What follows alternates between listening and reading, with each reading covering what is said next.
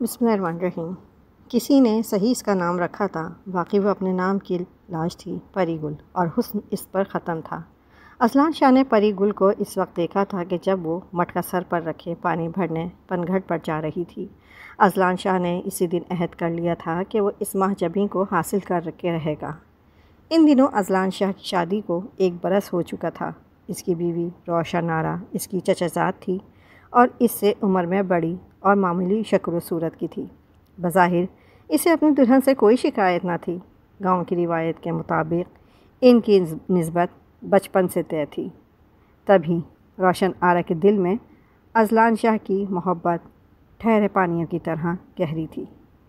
وہ نہ بدصورت تھی، نہ بد سلیقہ، نہ بد زبان، بلکہ اپنے نام کی طرح پرسکون اور دل کو ٹھنڈک پہنچانے والی لڑکی تھی۔ بے شک ایسی سیدھی سادی اور محبت کرنے والی بیوی کسی خوش نصیب کو ہی ملتی ہے۔ وہ پیار سے اذلان کو چھوٹے شاہ صاحب کہہ کر بلاتی تھی، اور وہ بھی اتنی اچھی بیوی پا کر مطمئن تھا۔ ان کی زندگی پرسکون گزر رہی تھی۔ اس میں مزید کسی چیز کی گنجائش نہ تھی۔ پھر جانے کیوں پری گل کو دیکھتے ہی اس کے دل و ذہن میں ہلچل مچ گئی۔ وہ روشن آرا کو فراموش کر کے گاؤں کی اس لڑکی کے خیال میں ایسا گم ہوا کہ لگتا تھا روشن کبھی اس کی زندگی میں آئی ہی نہ تھی۔ اسے اب روشن آرا کی چاہت نہ رہی تھی۔ اس کا ہونا یا نہ ہونا اذلان شاہ کے لیے برابر ہو چکا تھا، اور پری گل اس کے دل اور روح پر ایک مست گھٹا بن کر چھا گئی تھی، اور وہ اس پری کو پانے کے لیے دیوانہ ہو چکا تھا۔ اذلان شاہ کا شمار علاقے کے معزز لوگوں میں تھا۔ ان کے آباء و اجداد کو گاؤں میں عزت اور اعلیٰ مقام حاصل تھا۔ اسی لیے اذلان شاہ سے رشتہ جوڑنے پر پری کے والدین کو کیا اعتراض ہو سکتا تھا؟ وہ تو بس ایک چھوٹے زمیندار تھے۔ بس انکار کی واحد وجہ ایک یہ تھی کہ اذلان شاہ شادی شدہ تھا۔ پری گل اسی صورت اس کی ہو سکتی تھی کہ وہ روشن آرا کو طلاق دے دے، جبکہ روشن آرا بیگم کو طلاق دینا اذلان شاہ کے بس کی بات نہ تھی، کیونکہ وہ اس کے خاندان کی تھی، اور پھر طلاق کے بعد روشن آرا کی دوبارہ شادی تقریباً ناممکن تھی۔ مزید یہ کہ ان کے خاندانی روایات میں طلاق ایک معیوب بات سمجھی جاتی تھی۔ اذلان شاہ نے پری گل کے والد سے التجا کی کہ روشن آرا بیگم کو میں طلاق دینے سے عاجز ہوں۔ اس کے علاوہ مجھے آپ کی ہر شرط منظور ہے۔ کہیے تو اپنی تمام جائیداد آپ کی بیٹی کے نام لکھ دینے کو بھی تیار ہوں۔ پری کے والدین نے کہا کہ ہمیں جائیداد کا لالچ نہیں، بس تمہاری وفاداری کی ضمانت چاہیے۔ بہرحال خاندان کے بڑوں سے مشاورت کے بعد پری کے والد اس شرط پر راضی ہو گئے کہ پری سے شادی کے بعد اذلان شاہ اپنی پہلی بیوی کو طلاق تو نہ دے گا، مگر اس سے کوئی تعلق بھی نہیں رکھے گا۔ اذلان شاہ نے قسم کھائی کہ روشن آرا سے محض نکاح برقرار رہے گا، مگر باقی تمام واسطے ختم ہو جائیں گے۔ وہ ان کے خاندان کی لاج ہے، لہٰذا روشن صرف نام کی بیوی ہوگی، اور وہ کبھی خلوت میں اس سے نہیں ملے گا۔ اس یقین دہانی کے بعد پری کا نکاح اذلان شاہ سے ہو گیا، اور وہ دلہن بن کر اس کے گھر آ گئی۔ اذلان شاہ کو اپنے کیے پر ذرا بھی ملال نہ تھا کہ اس نے روشن آرا جیسی صابر، وفادار اور نیک بیوی سے کنارہ کشی اختیار کر لی تھی۔ اس نے اپنی من چاہی لڑکی کو پا لیا تھا، اور نئی نویلی محبوبہ کو پا کر وہ سمجھا تھا کہ اس نے سب کچھ حاصل کر لیا ہے۔ دکھ ہوا تھا تو روشن آرا کو کہ کب اس نے اپنا شوہر کھو دیا تھا۔ یقیناً وہ چھپ چھپ کر روئی ہوگی۔ وہ بن پانی کی مچھلی کی مانند تڑپی ہوگی۔ نہ جانے اس پر کیا بیتی ہوگی۔ کسی کو کچھ معلوم نہ تھا، البتہ یہ بات پورے خاندان کو پتہ تھی کہ پری گل سے شادی کے بعد چھوٹے شاہ نے کبھی اپنی پہلی بیوی کی خبر نہ لی، کبھی اس کی خیریت دریافت نہ کی، کبھی ترس نہ کھایا کہ وہ اکیلی رہتی ہے۔ وہ اپنی بڑی سی حویلی میں تنہا ہی اپنے رنگا رنگ جذبوں کے کشت و خون میں مصروف رہتی ہوگی۔ روشن کسی دکھے دل کی بددعا بن کر قسطوں میں مرتی رہی، اور اذلان اپنی نئی نویلی دلہن کے پہلو میں زندگی کے حسین دنوں کو اپنی تمام تر خوشیوں اور شادابیوں کے ساتھ بسر کرتا رہا، یہاں تک کہ 14 سال بیت گئے۔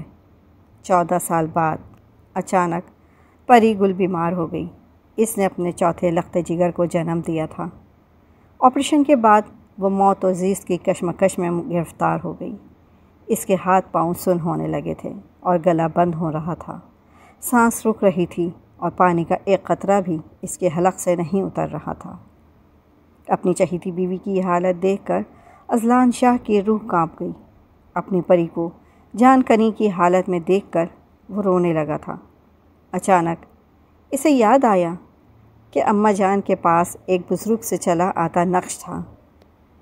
اس کی اماں جان نے اپنی زندگی کے آخری دنوں میں روشن آرا کو وہ نقش دے کر کہا تھا کہ اسے سنبھال کر رکھنا، جب کوئی دوا کارگر نہ ہو تو یہ کام آئے گا۔ اس خیال کے آتے ہی اذلان شاہ دوڑتا ہوا اپنے آبائی حویلی پہنچا، جہاں روشن آرا رہتی تھی۔ بوڑھی ملازمہ اپنے کمرے میں سو رہی تھی اور روشن اپنے خوابگاہ میں جاگ رہی تھی۔ وہ پلنگ پر آنکھیں موندے لیٹی تھی جب چھوٹے شاہ نے اسے آواز دی، روشن اٹھو، میں آیا ہوں۔ وہ چونک پڑی، اسے اپنے کانوں پر یقین نہ آیا۔ کیا یہ واقعی چھوٹے شاہ کی آواز ہے؟ کیا سچ میں وہی ہے جو اسے پکار رہا ہے؟ 14 برس پہلے کا سہانا وقت جیسے پلٹ آیا ہو، وہ حسین خواب جو ہمیشہ دوپہر میں آ کر وہ اسے جگانے کے لیے آواز دیا کرتا تھا۔ روشن کو اس کی آمد پر یقین نہ آیا۔ وہ پتھر کی مورت بنی حیرت سے اسے تک رہی تھی۔ اسے یوں بے یقینی سے تکتے دیکھ کر اذلان شاہ کو خیال آیا کہ واقعی انسان پر ظلم مظلوم کو پتھر کا بنا دیتا ہے۔ روشن کے ویران اور مجبور چہرے کو دیکھ کر وہ سارے دکھ اس کے مکھ پر انگاروں کی طرح جلتے نظر آئے جو شاہ نے اس کو دیے تھے۔ دل کے اندر کی دنیا میں ٹوٹ پھوٹ ہونے لگی۔ وہ دیوار بھی لرزتی محسوس ہوئی جو 14 برس پہلے اس کے اور اذلان شاہ کے درمیان کھڑی کی گئی تھی۔ پیلا زرد چہرہ، اجڑی ہوئی عورت، مجسم سوال۔ کتنی بے رونق ہو گئی تھی یہ سہاگن، سہاگ جس کا روٹھا تبھی سنگھار بھی اس سے روٹھ چکا تھا۔ وہ بستر سے اٹھ بیٹھی۔ اس کی خستہ حالی اتنی ناقابل دید تھی کہ وہ یہ بھول ہی گیا کہ یہاں کیوں آیا تھا۔ ذرا سے قرب نے 14 برس کا بن باز توڑ ڈالا تھا۔ روشن آرا بیگم کی آنکھوں سے مسلسل آنسو گر رہے تھے، پھر فاصلے سمٹ گئے۔ شاید تقدیر اس ایک لمحے کی منتظر تھی۔ برسوں کی پیاسی دھرتی رو رہی تھی اور آنسو اسے سیراب کر رہے تھے۔ روشن آرا کے آنسو نہ تھمے تو وہ بھی رو دیا۔ اس کے بکھرے بالوں کو سنوارنے لگا۔ آج ساری دوریاں مٹ گئی تھیں۔ آنسو دونوں کے بیچ پل بن گئے تھے۔ یہ کیا معجزہ ہوا کہ آنسوؤں کا پانی پل بنا تھا۔ مدت سے گویا روشن کے نین جل کو ترس رہے تھے۔ اس دوپہر نرم دل فرشتوں نے اپنے پروں کا سایہ ان پر ڈالا اور پیار کے پھولوں سے ایک مدت بعد روشن کا دامن بھر دیا۔ خوشی سے وہ کبھی روتی کبھی ہنستی تھی، مگر زبان سے کچھ نہ کہتی تھی۔ کہنے سننے کی قوتیں اس اچانک ملنے والی مسرت نے سلب کر لی تھیں۔ شام تک وہ یوں ہی ایک دوسرے میں گم رہے کہ وقت کے گزرنے کا ذرا بھی احساس نہ ہوا۔ جب احساس ہوا تو یہ بھی یاد آ گیا کہ اس نے کتنی بڑی قسم کو توڑ کر اس سرحد کو عبور کیا تھا۔ قسم توڑنے کا عذاب سوچ کر وہ لرز گیا تھا۔ اب کفارہ کیوں کر ادا ہوگا؟ گھر سے نکلا تو قدم لرز رہے تھے، جیسے اپنے گھر میں نہ تھا، کسی اور کے گھر میں نقب لگا آیا تھا۔ گھر سے نکلتے وقت اس نے روشن آرا کو قسم دی کہ میرے آنے کا تذکرہ کسی سے نہیں کرنا، ورنہ میں خاندان اور سسرال میں بے وقار ہو جاؤں گا۔ وہ اللہ کی بندی اپنے خاوند سے اتنا پیار کرتی تھی کہ اپنی قسم پر قائم رہی۔ ادھر اللہ نے کرم کیا اور پری گل صحت یاب ہو کر اسپتال سے گھر آ گئی۔ کسی کو علم نہ تھا کہ ایک دوپہر 14 برس کی جدائی کے بعد روشن اور اذلان شاہ کے درمیان محبت کا بھولا بسرا افسانہ دہرایا گیا ہے۔ وہ روشن آرا سے شرمندہ نہ تھا کہ اسے طویل جدائی بخشی تھی۔ وہ تو ایک عورت تھی، وفادار شریک حیات۔ اس نے کہاں جانا تھا؟ کیا شکوے کرنے تھے؟ اس کے لیے تو یہی بڑی خوشی کی بات تھی کہ ایک مسرت بھری گھڑی ابھی بھی اس کی زندگی میں باقی تھی۔